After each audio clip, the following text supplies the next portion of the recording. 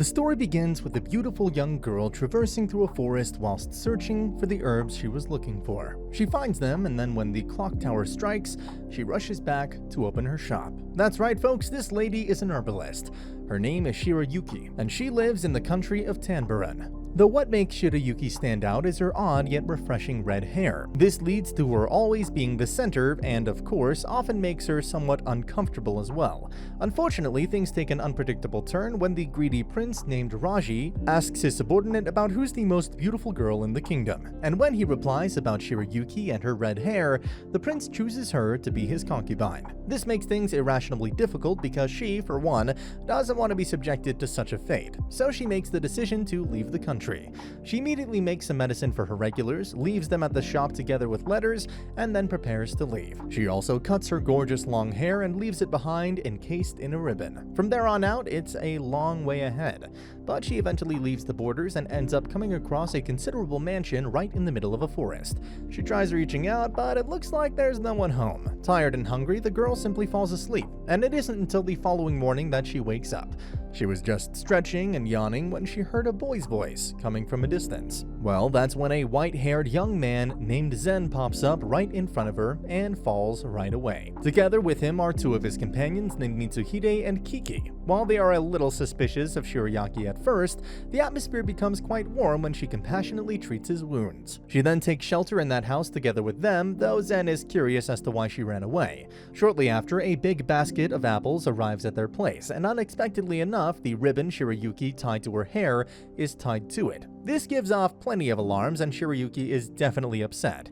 When she reveals how Prince Raji wants her, Zen gets quite angry and ends up hitting his injured arm on the table.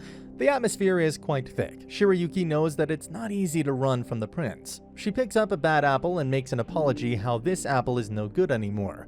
And seeing this, Zen just straight up bites the apple while it's still in her hand, hence proving her analogy wrong. Though it might not have been a good idea because the apples were poisoned, and so he collapses. Immediately, a soldier pops up at their doorstep and tells Shirayuki that if she wants the antidote, she better return to Prince Raji. Seeing how Shirayuki had no choice, she obliges. Prince Raji is fascinated by her red hair and ends up making quite a few smug remarks. Shirayuki counters his smugness with her confidence, but she knew she had to accept his demands to be his concubine. Though suddenly, Zen appears out of nowhere together with his two companions. He states how he has gradually been building immunity to poison and also declares himself as the second Prince of Clarines. He then tells Raji that if he doesn't want the news of him poisoning another country's prince to leak out, he'd better give up on Shirayuki.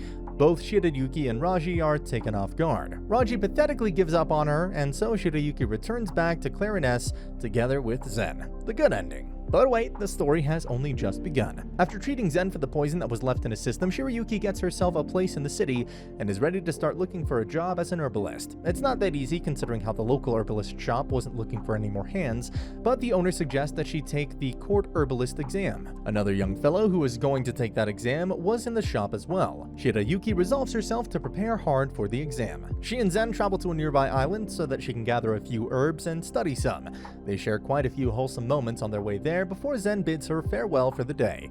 But while she was exploring a forest, someone named Mihaya catches her off guard and abducts her. He's planning on selling her to a rich man because, of course, she has unusually beautiful and red hair. However, Shirayuki wasn't going to sit around, as she was tossed around. She spends the entire night in the cell just rubbing her ropes with the wall. And when Mihaya comes to give her some food, she immediately frees herself and ends up trapping him in his own cell. Still, it wasn't enough to stop him. The man persistently continues to chase her inside the old mansion. Even when she uses some paralyzing herbs to paralyze him for some time and gets away by jumping outside the window, Mihaya still pops up once again. Meanwhile, Zen visits Shirayuki's new place, but is told by the landlady that she hasn't come back. This gives Zen some anxiety because it's already been a day, so he goes to the rescue. And now Mihaya was about to catch her again, Zen appeared to rescue her once again. Shirayuki's heart thumps a few beats and then they hand Mihaya over to the royal guards. Looks like Mihaya went through a lot in the past, and the reason why he tried to capture Shirayuki is to return his family's wealth to what it used to be.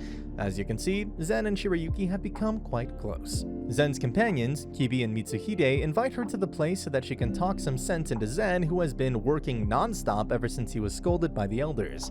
He's not even eating or sleeping. And so when Shirayuki's appearance forces him to take a break, the man immediately falls asleep beside her. By the time he's woken up, Shirayuki had already gone back home. Though it looks like Shirayuki's closeness with the prince was attracting much doubt and cynicism from others, especially Lord Haruka, who confronts the prince and tells him that she's only after his status as a prince. But of course that wasn't enough to make the prince budge at all. And so the man ends up hiring a spy who can get rid of Shirayuki by scaring her away. But that doesn't work out well either. Following this, Lord Haruka confronts Shirayuki and threatens her with his sword while accusing her of breaking into the castle. But this doesn't make Shirayuki budge in the least. She remains unwavered as she declares that she will keep coming to the castle as long as her friend keeps calling her. If he has a problem, he'll have to cut her down. Though there was no need, the spy he had hired named Obi ends up switching sides and declares how it was all a ploy to threaten Shirayuki into not coming to the castle anymore. Zen also appears at the scene and puts Haruka in his place. As for Obi, he ends up deciding to pledge his loyalty to Prince Zen, but the prince wasn't just going to trust the spy. He asks Mitsuhide and Kiki to keep an eye on him for the time being. Anyways, days go by, and it's finally time for our protagonist to take the court herbalist exam. She's assigned to a greenhouse, and the test begins. Zen comes to have a look at how Shirayuki's doing, but ends up getting locked inside together with Shirayuki.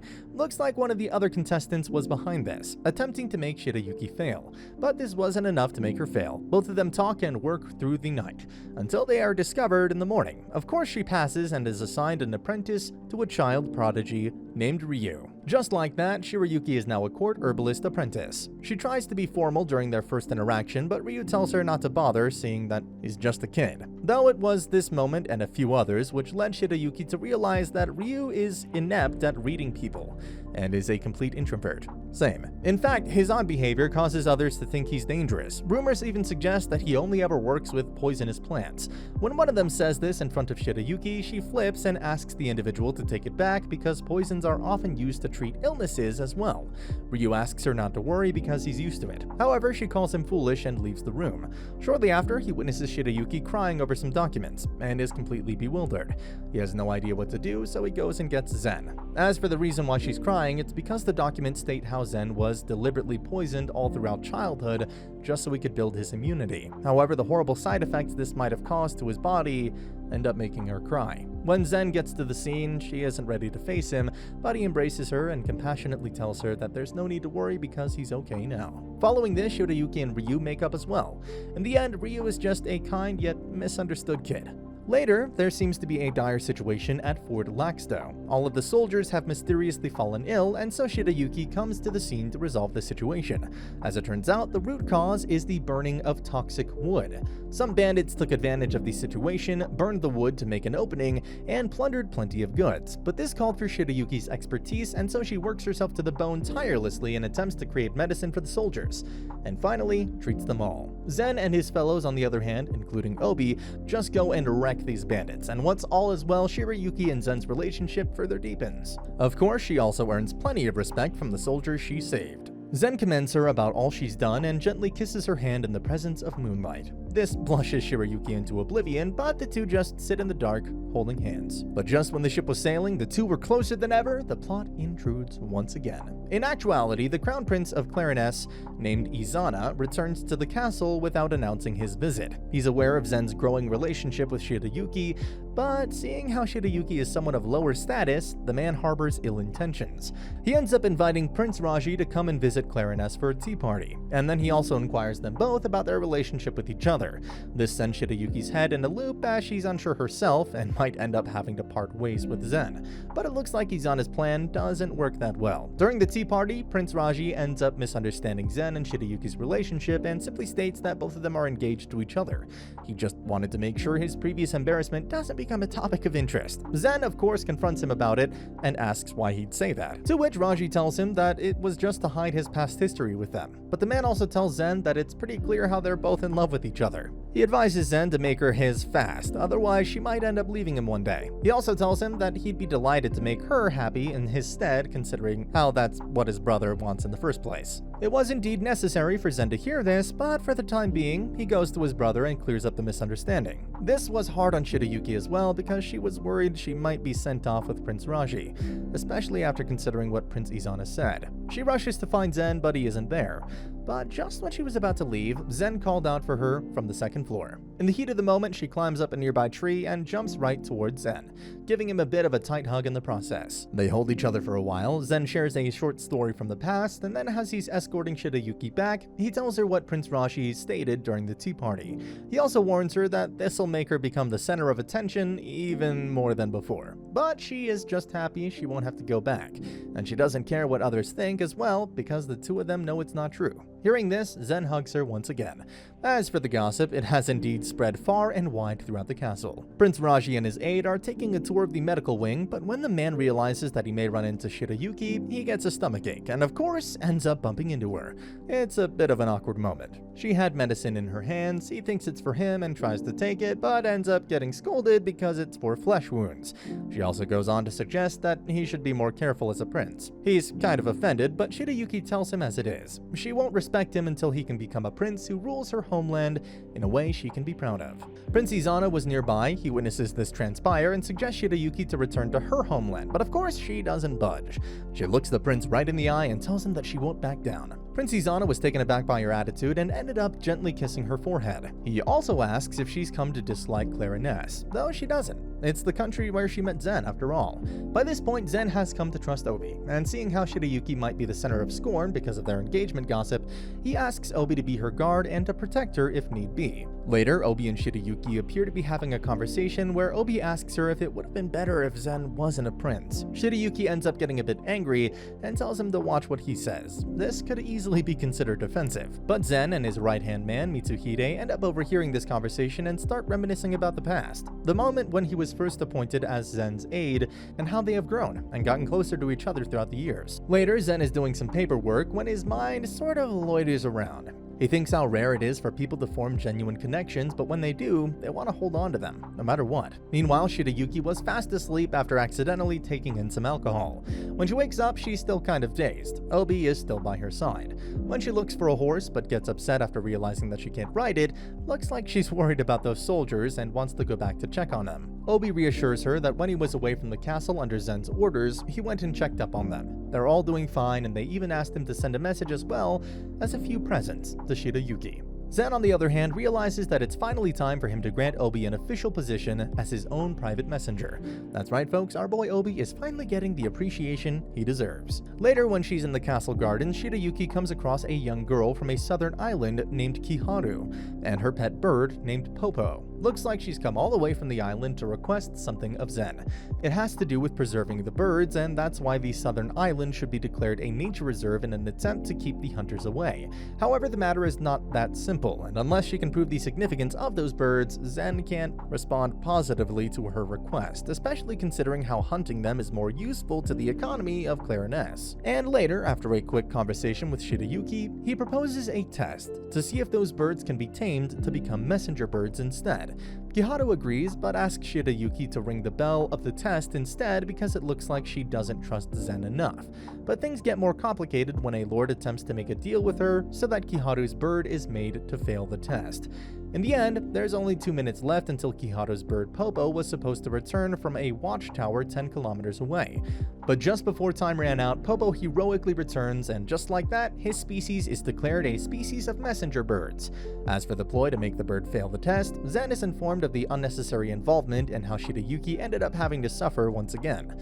That lord is arrested while he himself rushes to find Shirayuki. When he finally finds her, he sees how she had suffered an injury on her arm, though she doesn't hide it and simply smiles at the sight of Zen. And guys, the moment we've all been waiting for finally happens. Zen becomes overwhelmed with emotions. He takes a step and steals a kiss from Shirayuki. When he finally opens his eyes, he witnesses how it's not just Shirayuki's hair, her face had turned red as well. He kinda starts feeling guilty and apologizes, but when he asks if she feels the same way, Shirayuki silently nods. Though in the days following this moment of truth, she can't help but become entirely red at the mere sight of Zen. And seeing how she had yet to give Zen a straight answer, he starts becoming somewhat anxious as well. Meanwhile, Mitsuhide and Kiki are tasked to go to Kiharu's island to set things in order. Though sooner than later, Zen comes across Shirayuki in the forest. She tries to run away, but he runs after her. She tells him that she isn't ready to face him yet, considering how the kiss surprised her and all, Zen then doesn't try to be too pushy and simply recalls the time they first met together with her after getting permission to stay with her for a while.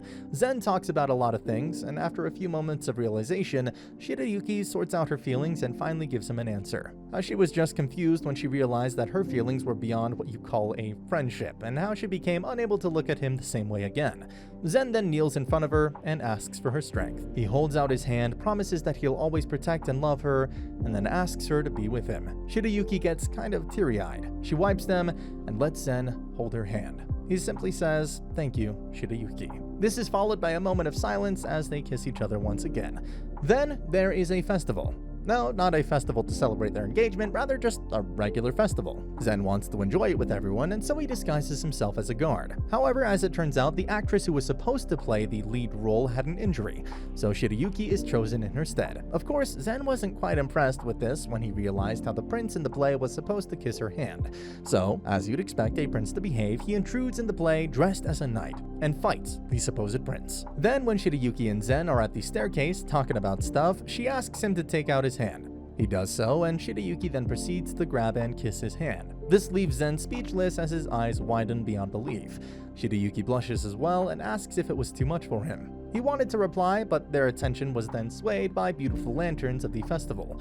Shirayuki runs toward the balcony and expresses how beautiful she thinks it is. Zen asks her if she'd ever seen them before, to which she replies yes, and so they both go outside to enjoy the festival again. And so he holds her hand and says they'll keep holding them until they are outside the festival. And just like that, the story of the first season ends with everyone gazing upon the beautiful lanterns. And that's the end of the video. As always, if you liked what you saw, subscribe to the channel. I'll be uploading a lot of videos just like this, so I'll see you at the next one.